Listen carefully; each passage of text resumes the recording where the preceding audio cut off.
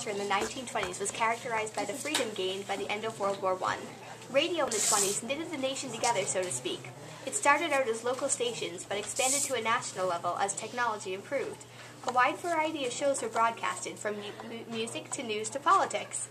Music in the 20s was heavily focused on jazz, ballads, and ragtime. New Orleans was the center of the movement, and as African Americans that made it move north, so did the music. Duke Ellington and Louis Armstrong were pioneers of jazz.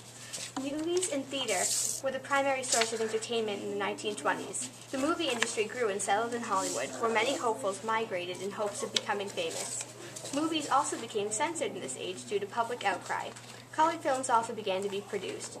Theater was also very popular, and Broadway reached an all-time peak. In 1927, 268 plays were offered in New York City, opposed to 50 in 1970. After World War I, many talented authors wrote their opinions, settling the overall theme for literature in the 1920s. Among them were Dorothy Parker, Alexander Walcott, and Harpo Marx. The Harlem Renaissance also occurred in the 20s, which is considered the first influential movement of black artists and writers. The Harlem Renaissance included writing, poetry, music, and more.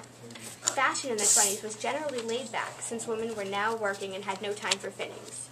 Men wore baggier pants and white linen tops. The slouch hat was also a favorite. For women, the 20s were known as the flapper age. Advertisers would dress women scandalously as a method of selling everything from clothes to soap.